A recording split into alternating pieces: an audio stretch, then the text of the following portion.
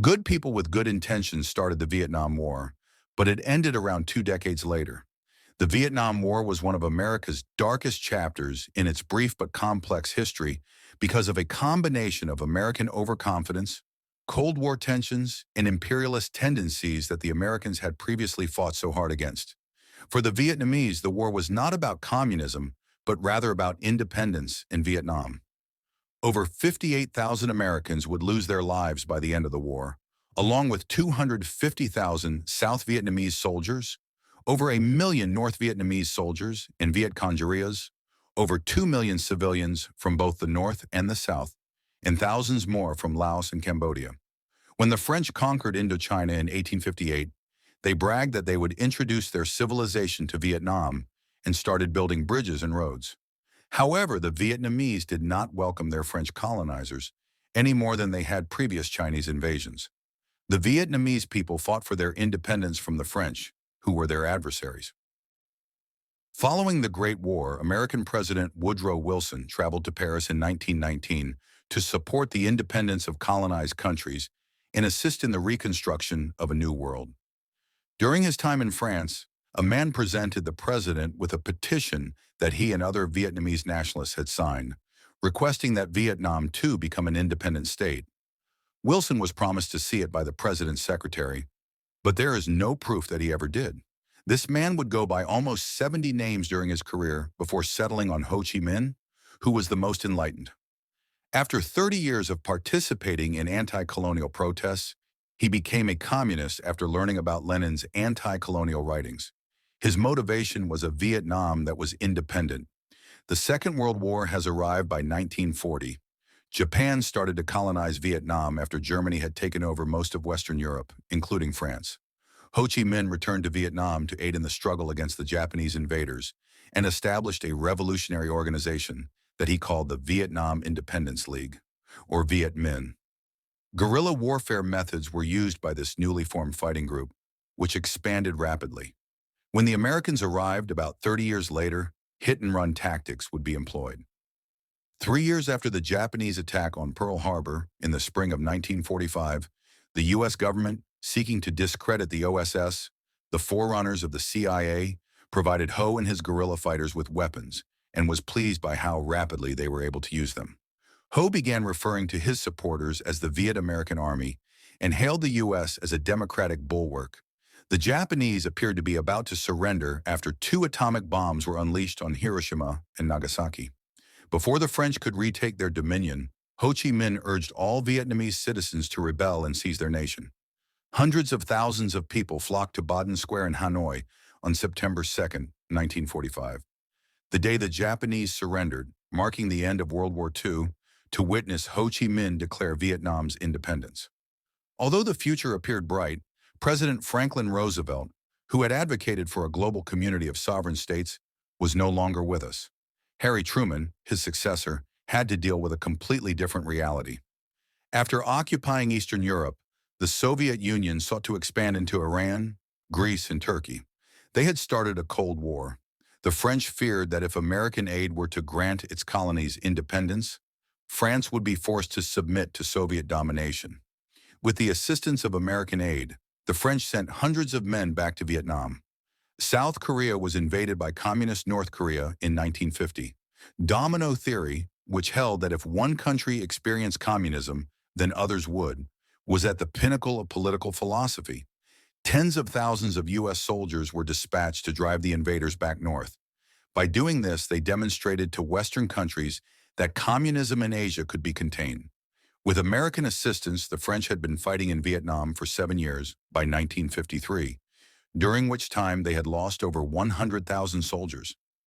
Roads would be blocked, trains blown up, and French platoons ambushed in order to ambush them once more. The Chinese and Soviets had to take the Vietnamese into consideration. Demoralized, the French suggested starting negotiations to put an end to the conflict. However, both parties attempted to impose their military positions before the start of the negotiations. In Dien Bien Phu, the French established a fortified base because they thought they would win any conflict. They were so certain that they didn't think the hills covered in jungle that overlooked their 11,000 men needed to be a concern. The valley was soon encircled by 50,000 Vietnamese soldiers, and their heavy artillery started to fire. The French were confined. The French gave up after a vicious attack that lasted for 55 days and cost them 8,000 soldiers. The French were departing their colonial rule after a century. The Viet Minh gained confidence that they could defeat a powerful Western nation as a result of their resounding triumph. Following the signing of an armistice, Vietnam was divided into two sections along the 17th parallel, with a demilitarized zone between them. In search of a life free from communism, 900,000 refugees moved to the south within the 300 days that civilians had to move to their desired location. With Siem serving as president in Saigon and the ARVN, the Republic of Vietnam's army, providing protection, the South would be dubbed the Republic of Vietnam. Ho Chi Minh and the prisoners would be housed in Hanoi, the capital of the North.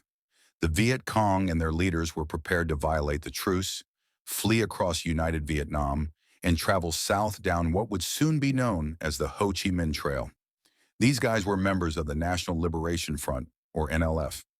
After John F. Kennedy was elected and Cold War tensions reached a new level, the U.S. and its allies gave the Viet Cong a more derogatory moniker, calling them communist traitors to the country. The organization's armed wing was known as the People's Liberation Armed Forces. Every policymaker was considering the lessons learned from World War II. Before they posed a major threat to international peace, aggressive dictatorships had to be overthrown. Kennedy's forbearance was criticized by an increasing number of people.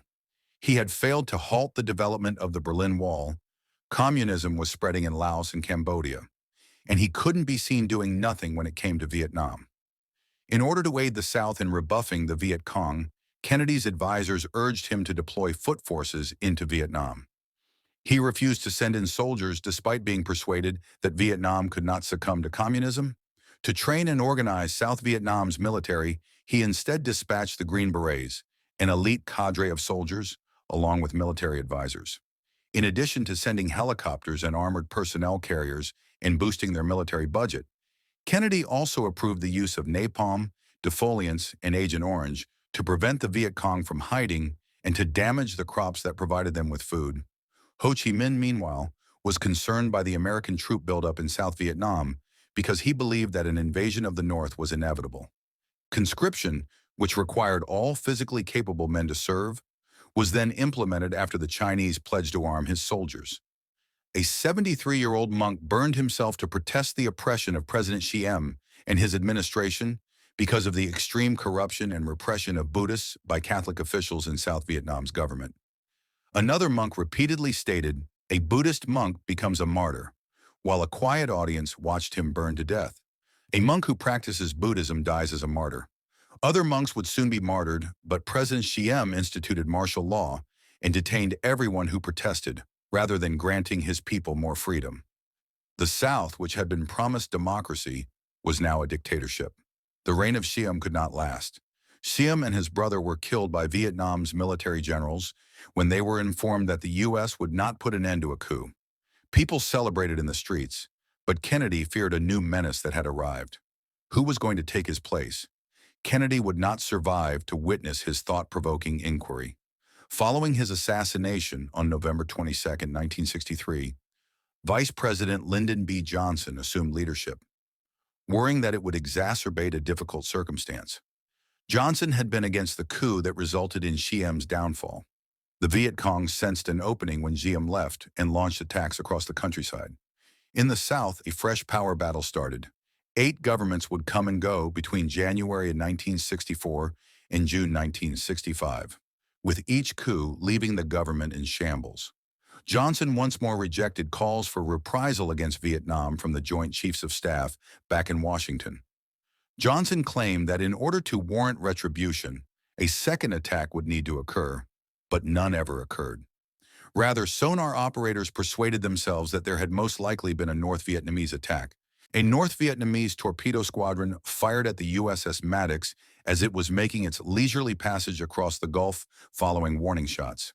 When Ho Chi Minh learned of his Navy's strike, he was taken aback, and the on-duty officer was dismissed for being impetuous. There are still disputes on who issued the order to attack, despite Ho Chi Minh's demand to know. Johnson was informed that the attack was likely but not confirmed, and it shouldn't go unanswered because it had most likely happened. American pilots were dispatched to target oil facilities and torpedo boat positions in North Vietnam. For the first time in history, the second attack gave Johnson the legal basis to send American forces to Vietnam and enabled Congress to enact the Gulf of Tonkin Resolution, which gave the president the power to aid any Southeast Asian nation under communist threat. In reprisal, North Viet Cong fighters destroyed 5 B-57 aircraft and killed 5 Americans when they shelled the American airstrip close to Saigon. Johnson rejected advisors' repeated recommendations that he send ground forces and launch an airstrike against targets in the north. Following their attack on an American helicopter base at Pleiku, where they killed 8 advisors and injured hundreds more, the Viet Cong went on to blow up a hotel, killing 23 Americans. On March 2, 1965, Johnson replied by methodically attacking targets under the codename Operation Rotting Thunder in an attempt to bomb them into surrender. The public was not informed that the president had shifted his strategy from retaliatory bombing to an all-out assault. He had expanded the conflict, but the American people were unaware of it. Attacks by the Viet Cong persisted, but America was unable to withdraw. Johnson finally took the move he had been avoiding for so long in March 1965, because they were too heavily committed, and a withdrawal would make them appear so.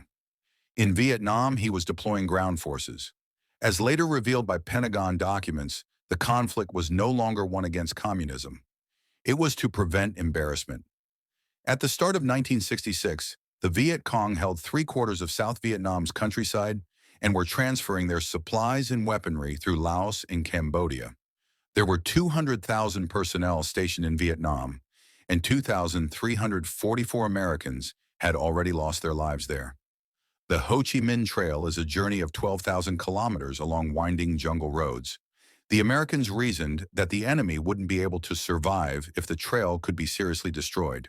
Just the section of the trail through Laos would be hit by 3 million tons of explosives. During World War II, 1 million more tons fell on Japan and Germany than that.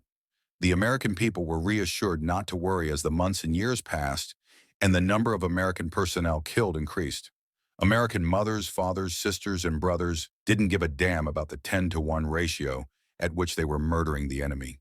The one mattered to them. General Westmoreland urgently requested 200,000 more troops from Washington, claiming he could win the war in 3 years. Secretary of Defense Robert McNamara informed Johnson that he had 2 choices. He claimed that the odds of triumph were no higher than 1 in 3, regardless of whether the negotiator gave in to Hanoi or gave General Westmoreland his forces. Lyndon B. Johnson decided to send more men, which was choice number 2.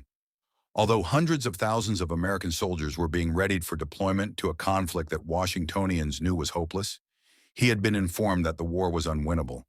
The Americans were fighting not only the Vietnamese, but also the terrain. Elephant grass, thorn bushes, bamboo that was 20 meters high, and jungle so dense that it would take an hour to traverse 100 feet would all be obstacles for soldiers to overcome. The jungle floor was rarely exposed to sunshine, and finger-long black leeches produced sores that quickly grew septic. The terrain was dotted with grenades, landmines, and booby traps, which frequently resulted in death or limb loss. Additionally, American forces had to contend with M16 guns, which frequently resulted in their deaths when they jammed during gunfights. American victory rarely appeared to matter, even when the adversary rarely prevailed in battle. Because American forces were so widely dispersed and enemy forces were rapidly replaced, the enemy swiftly reclaimed any territory that the Americans had won and subsequently abandoned. Despite the fact that 20,000 Americans would perish by the end of 1967, the protests became stronger, and many back home were assured that victory was imminent. With 500,000 American soldiers in Vietnam at the start of 1968, American officials assured everyone that victory was imminent. However, the broad onslaught was being planned by the Viet Cong and the North Vietnamese army. Numerous concerted strikes on South Vietnamese cities and towns would force the Americans to evacuate if Saigon were to fall. January 31st, the first day of the Vietnamese Lunar New Year Festival, or TET, was the date selected for the attack. Ho Chi Minh assured his soldiers that if they advanced, they would win the war. A 36-hour TAT truce was in place by January 30th, and many of Arvin's soldiers had returned home for the holiday. The following day, the six biggest cities in South Vietnam, including Hue, Da Nang, and Saigon, as well as 36 of the 44 provincial capitals, as well as numerous American and Arvin military installations, were attacked by 84,000 Viet Cong guerrillas and North Vietnamese soldiers. However, the strategy that the NVA and Viet Cong had established was not working as the conflict continued. They would sustain heavy losses at the hands of both South Vietnamese and American forces for the duration of the conflict. The American forces were now able to see what they were fighting. Instead than hiding in the trees, the Viet Cong were in the buildings and on the streets. America's game was now being played by the Viet Cong. America excelled at this particular game. The Viet Cong were forced to retreat after months of combat.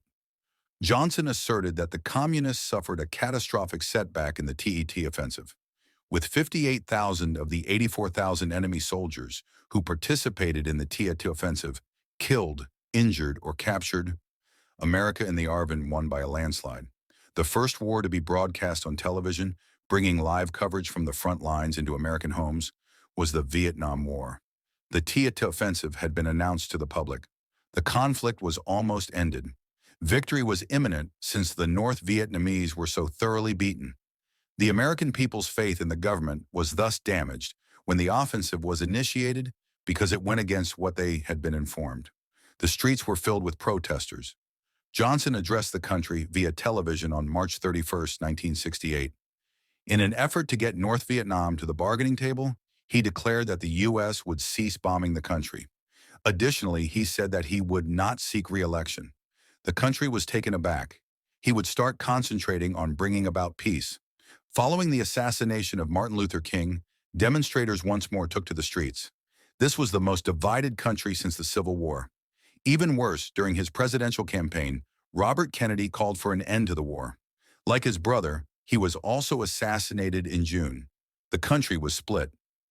On a platform of bringing the nation together and putting an end to the war, Richard Nixon was elected president. When he took office, the war was on everyone's mind, and 37,000 U.S. troops had lost their lives.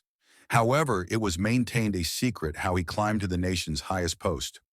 Johnson was making great strides by the time of the next election and had committed to end all bombing of Vietnam. The United States decided to include the Viet Cong in the peace negotiations, and Hanoi agreed to speak with Saigon for the first time. There appeared to be peace for the first time. However, President Chu of South Vietnam abruptly left the peace negotiations on November 2nd, 3 days before the U.S. election. A Nixon campaign official had made covert contact with the Saigon government, pushing Chu to avoid the negotiations and claiming that Nixon would strike a tougher deal with Hanoi than his rival Hubert Humphrey once he was elected president. Johnson learned of the incident through an FBI wiretap at the South Vietnamese embassy in Washington and a CIA deal bargaining office. He learned that treason was being committed by Nixon and his group. In the midst of a conflict, they were communicating with a foreign force. Nixon had been prepared to postpone the violence in order to win the presidency. Johnson remained silent, unwilling to explain how he learned of the information. Nixon kept his secret safe. American men were killed in needless conflicts as the war raged on and the peace negotiations came to a standstill. They were to battle for territory like Hamburg or Hill, only to cede it to the enemy afterwards. All that mattered was the number of bodies. Nixon was forced to alter his strategy as the domestic demonstrations persisted. The general populace has had enough. For nothing, thousands of soldiers were losing their lives. There was to be an atomization policy. American forces would begin returning home as Arvin troops progressively assumed greater responsibilities. In order to train the Arvin, the Americans sent hundreds of trucks, 40,000 grenade launchers, and over 1 million M16 guns. Ho Chi Minh died on September 2, 1969, which was the 24th anniversary of his proclamation of Vietnam's independence. For America, anti-war sentiment had surged despite a decline in death rates and an increase in military triumphs. Protests and anti-war sentiment surged when the people learned that American forces had killed over 500 innocent men, women, and children in the tiny village of My Lai. People all throughout the nation flocked to the streets in their hundreds of thousands. 2 students at Jackson State University and 4 at Kent State were slain. Negotiations coming to a standstill, Nixon launched a bombing campaign in and around Hanoi, which is known as the Christmas bombing, and claimed 1,600 civilian lives. Hanoi consented to resume talks on December 26th. They might come to a perfect agreement in as little as 6 days. They had accepted a bargain after America bombed them. American soldiers were to leave Vietnam, and prisoners of war were to be freed. The final American forces would depart South Vietnam on March 29, 1973. Along with diplomats and CIA agents, just 200 Marines would be left to assist in securing the American embassy and other structures in Saigon. A bloody civil war would erupt between the North and the South, engulfing the populace once more. Nixon had promised South Vietnam that, similar to their response to the Easter offensive, the U.S. Air Force would help drive the communists out if Saigon were in danger. But Nixon had resigned in August 1974 due to the Watergate affair, and Congress had no intention of supporting him. The amount of aid and money sent to South Vietnam was slashed in half, and up to 20,000 ARVN soldiers were abandoning the service each month. The Americans have supplied firearms but not enough ammunition. They have given planes but no training or pilots. They have trucks but no replacement parts. Southern conditions were rapidly deteriorating. At every turn, the North put pressure on the South to supply ARVN forces. Saigon was about to collapse following 30 years of civil conflict. What the Americans had battled and lost their lives to stop was about to happen. As the North Vietnamese army approached, soldiers and citizens started to evacuate south, and President Chu resigned. The attack of Saigon started on April 29th. The evacuation was imminent. Groups of personnel would be picked up by helicopters, transported to ships and aircraft carriers, and then picked up again. Helicopters were forced into the ocean when the ships were full in order to keep others from arriving. To prevent more deaths, the South gave up. Numerous people spent up to 10 years in re-education facilities. Every attempt was taken to eradicate the memories of the South Vietnamese regime, including the demolition or padlocking of ARVN graveyards. The Vietnamese were eventually unified under a single communist nation following 30 years of conflict, which claimed 2 million lives, left millions of refugees, and destroyed villages. Vietnam would be transformed into a new socialist system with Soviet assistance. Capitalism was outlawed, industry was nationalized, agriculture was collectivized, and planners were hired to manage everything strictly according to communist principles. Economic disaster was the outcome.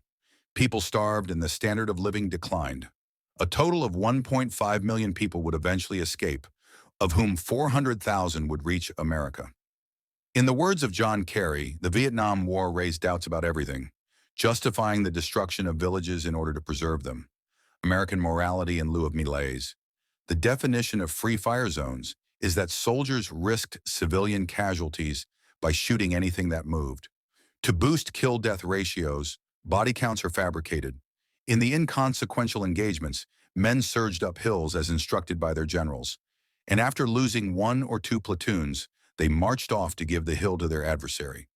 Because America couldn't lose and she couldn't back down, pride permitted the most pointless conflicts to be exaggerated into extravagant events, regardless of the number of lives lost to demonstrate that point. However, we shouldn't forget those who bravely and selflessly risked their lives for their country, fought and died on all sides. America and Vietnam will never be the same because it was a political conflict rather than a war fought by soldiers.